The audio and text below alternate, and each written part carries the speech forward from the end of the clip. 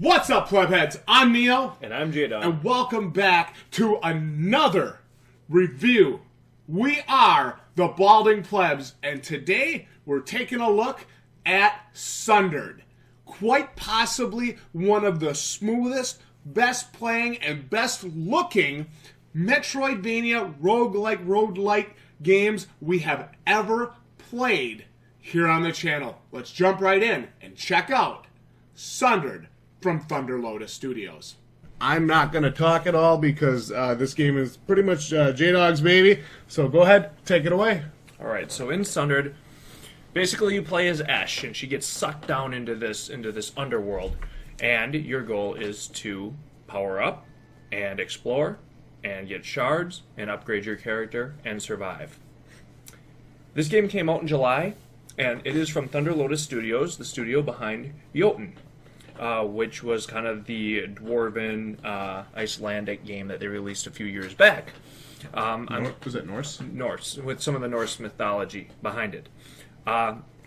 So, where that game was more of a, I would say, a plotting sort of experience with very slow combat, this game is the exact opposite, and has some of the best combat I've ever seen in a game.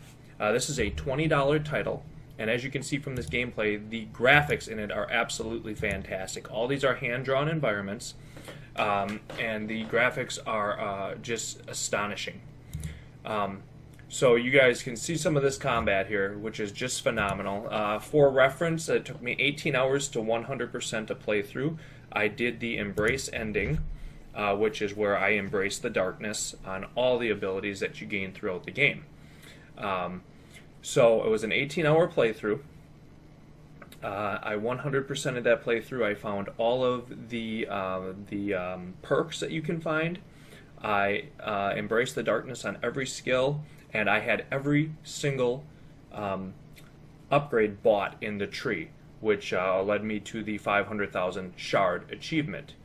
Now, I will guarantee you there would be no way I would 100% a playthrough of a game I did not absolutely love. And this is a game that I thought was absolutely phenomenal. Well, as you guys can see on our channel from our reviews, if we don't like a game, we absolutely have no problem calling it out. Yeah. There were a lot of reviews for this game when it came out that were less than flattering, I would say. And so I stayed away from it for a few months. The art style kept drawing me back to it, and it stayed in the back of my mind. So I finally said, you know what, I'm going to try it for $20. I'm going to give it a shot. And it is one of the best purchases I have made in many, many years. I will actually be playing through it again to do the Resist ending, where I will do another 100% playthrough.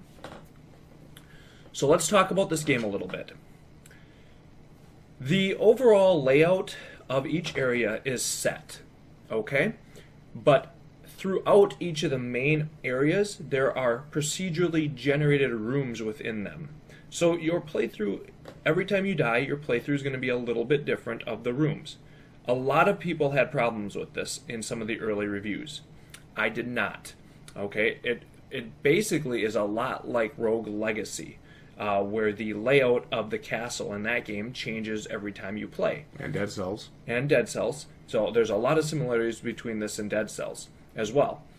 I did not have a problem with the procedural generation in this game.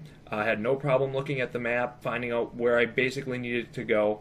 There are lots of shortcuts to open, so I never felt that I was a long ways away from where I needed to get at any point. Another thing about this game is you must be okay with dying.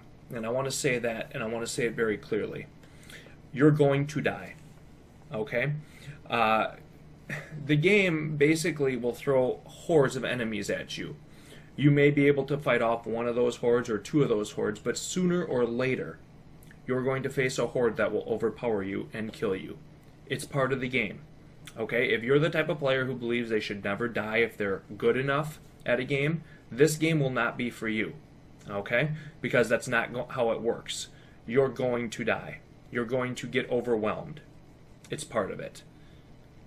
I personally did not have a problem with this, and the reason for that is when you die, you go back to the hub, basically, which is where the little main evil force lets you spend your shards to upgrade your abilities.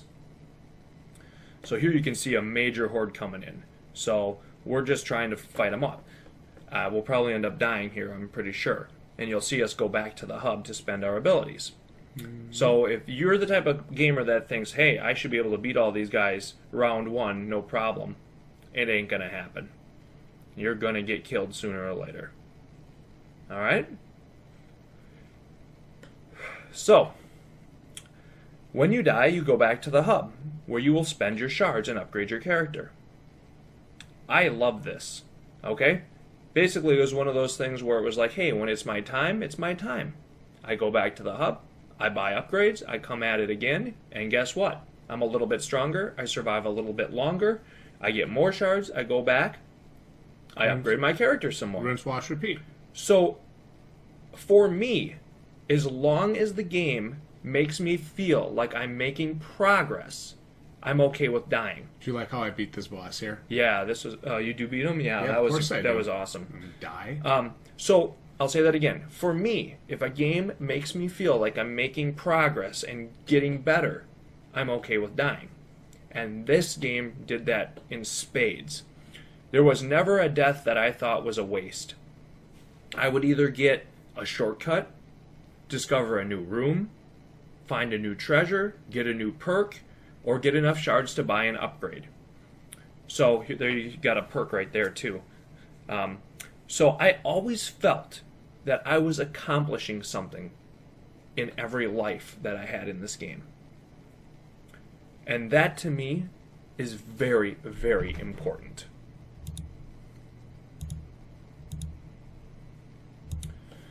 So there you can see the tree. I don't know if you can go back a little bit to show them that. Here's the second area of the game.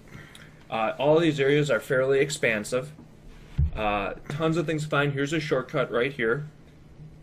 So one of the major drawing points of this game for me was the incredible aerial combat. You can knock enemies in the air, and you can stay in the air fighting basically indefinitely. You hit those enemies in the air, you jump up into them, hit them, and you can continue to jump and hit enemies consistently. The combat in this game is super fluid. Your character is quick. She moves and is very responsive. And for me, that was one of my biggest disappointments with Jotun, is the combat felt very stiff, very restrictive, and very, very boring. Okay? In that game. I did not like it at all. This is an exact opposite to that game. It is quick, it is fluid, it is fast. Your character is responsive. She can dodge, she can jump, she can do attacks in the air, as I said, almost indefinitely, as long as you're hitting something and jumping. So it really becomes kind of this awesome ballet, so to speak, in the combat. There are 3 mini bosses in each area and 1 main boss. That equals 2 Elder Shards in each area, plus 3 hidden shards, which will equal 7 total Elder Shards throughout the game, which is kind of how you corrupt your abilities. You take those to the different places throughout the maps, you corrupt them, or you take them to the incinerator and you burn them if you want to do the resist ending. So there is, multiple different paths to take, multiple different things to gain, and basically, I had fun every life I played in this game. I always felt like I was getting further. I felt I was accomplishing something, and for me, this was one of the most enjoyable experiences I've had gaming in a long time. There are many reviews out there that do not do this game justice at all. Well, you and I were talking when we were first playing, and I was watching you play, and my initial comments, and I think it's actually recorded somewhere in this gameplay, was this game is crap. I wasn't impressed. I didn't like it. And then I actually got my hands on it, and this is me playing right now, not you. We can tell, of course, but this is me playing right now, and I actually really enjoyed it. And what I watched you play when you got later in your playthrough was even more awesome. Yeah. Once you get abilities and stuff, you just one of the things this game does really, really well is it makes you feel like a badass. Yep. Okay? So few games do that anymore. Oh my goodness, so few. By the time I had that tree upgraded, I had 1,000 health, a shield, and my health bar that stretched across the entire damn screen. Okay? And enough damage, 900 damage or something. That's pretty cool. 200% criticals. I mean, I was a bona fide badass. Well, that's something I like about the game Dead Cells, which, if you guys will stay tuned, there is a giveaway going on the channel right now. Be sure to comment your username down below for your chance to win it. I love Dead Cells because of that. Yes. When you unlocked things and when you got permanent unlocks, everything you did made your character seem stronger and feel stronger. I love that about that game. Yep. And this game really has that same sort of feel to it. And as I said, as I upgraded the character, when you come back into these areas, you can go basically forever. You can't be killed. I'm going to tell you that right now. So, from a game design perspective, I can understand where certain types of gamers would not probably like this as much. Okay? Yeah. It's really kind of a numbers game. You're either strong enough to survive or you're not. And if you're not, you're going to die. Okay? There's not really an amount of skill that's going to allow you to survive forever and ever. Okay? You either have the power, you either have a strong enough shield, enough life, and enough health elixirs to continue, or you're going to get overwhelmed. So, if you are the type of gamer that believes that You should never die. Your immense skill should allow you to never die in a game, then this probably is not for you. But I found it so damn fun, and I found the combat so damn awesome that like I said, I was perfectly willing to accept it. Like I said, look at how quick she's moving. Look at the fluidity of her movements. To be fair, I have the You Tread More Lightly perk. I really enjoyed it. I mean, it's hard for me to give the game enough praise. Like I said, I 100%ed the playthrough. Basically, never played another game while I was playing this one. Didn't stop it for anything. Yeah, to be fair, he has not stopped talking about it since he got it. Can't wait to get back at it again. And probably my top game of the year so far that I've played. And mine is Dead Cells, so I mean, figure that out. We got two games basically in the same style. Yep. Thunder Lotus, I think, did a really good job in this game. I think they did too. I hope to God that they will do DLC for this game. Well, we even tweeted them at one point because we thought we had found a game-breaking glitch. Yeah. And they said, nope, that's just part of the procedural generation. Every one of those is going to have spaces like that. So yep. it was good. There's some endless horde rooms in these areas where the hordes continue and the monsters continue to come at you. If you're strong enough in those areas, you are able to just sit there and farm shards. I farmed 75,000 shards from different runs. And and then you're able to go back when you finally do die and just get like 20 different upgrades, which was awesome. We played on version 1.08. And yes, there is still some longer loading times and some crashing, at least on the PlayStation 4 where we played the full playthrough. So hopefully they're going to address this and fix it. I don't want people to be like turned off from the game because of that, because of how flippin' awesome it is. It has a really cool move where you smash into the ground. Again, this allows you to basically air juggle opponents. So I always found the combat thrilling and exciting.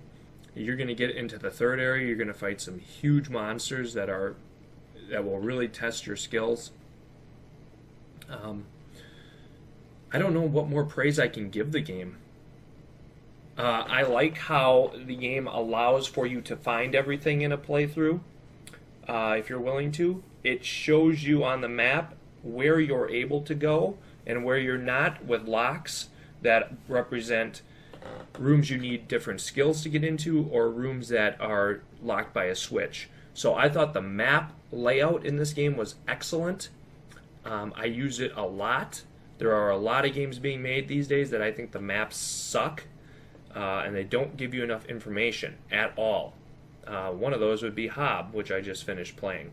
A great game, a beautiful game, that does not encourage you to find everything unless you're willing to search mindlessly for a long, long time. This game is the exact opposite. It shows you on the map where the things are or where the places are you need to go. I really, really liked that. I always felt there was something new I could be doing throughout every playthrough or throughout every life that I spent in this game. So for me, this game is a 9.5 out of 10. What would have made it a 10? Have it be longer. Fair enough. Fair enough. Maybe with the DLC, I can come back and say if I think the DLC is cool. It's something I'll definitely be picking up. It's a 9.5 out of 10 as it stands. It's my game of the year so far. I absolutely love it. I highly recommend it. To get this for $20 to me is an absolute steal. I've played $50, $60 games that are not even close to this. Check out the graphics here. I mean, every new area you came into had that sense of awe to it. The bosses in this game are absolutely nuts. They are just fun as hell. They're hard. This is where we thought I was going to die, and I survived. You survived this unbelievably, somehow. So the bosses are huge. They're a sight to behold. Pretty much worth the $20 price point. Look at that air juggle. Look at that air attack. I love that. Like I said, just supremely fluid combat in this game.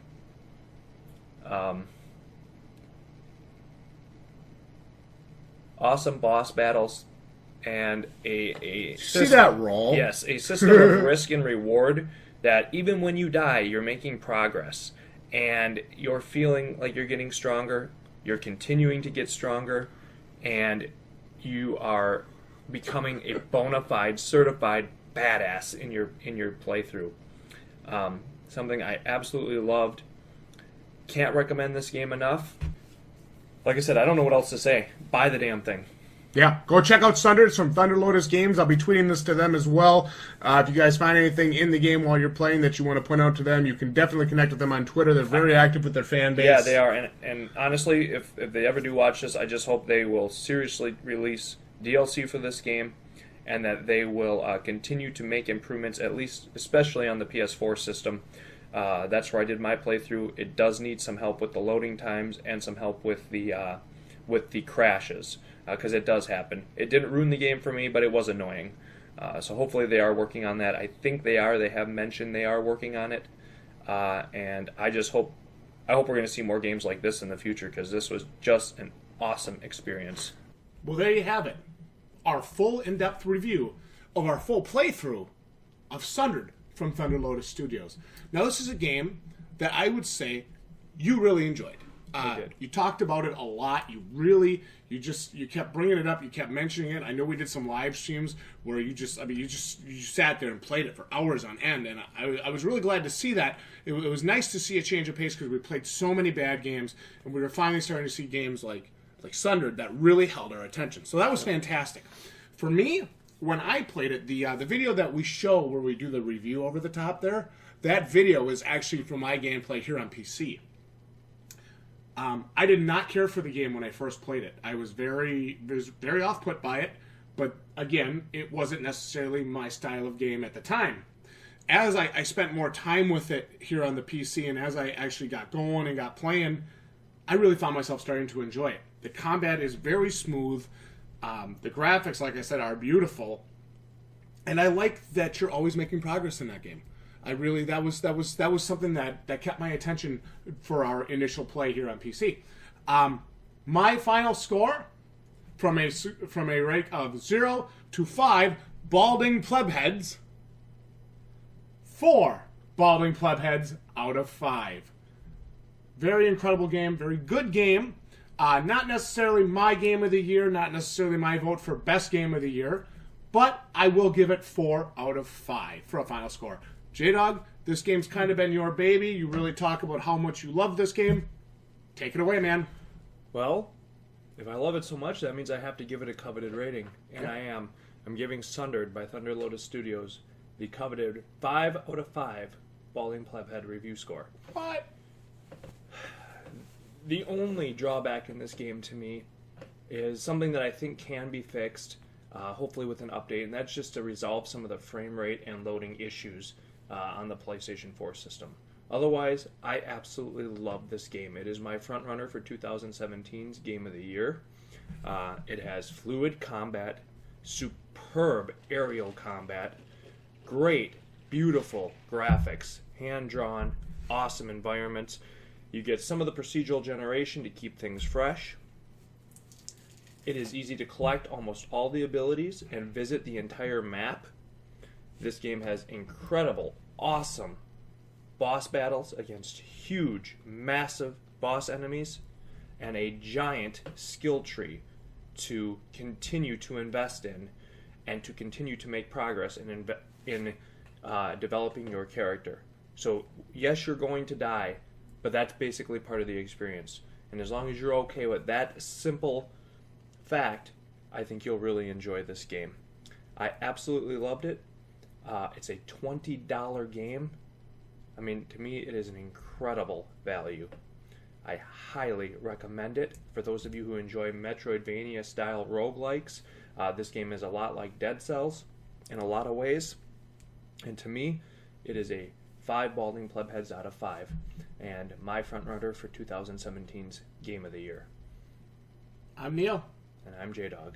Be sure to click our balding heads there in the center of the screen to subscribe to the Balding Plebs. We are the Balding Plebs, and we'll see you right here next time.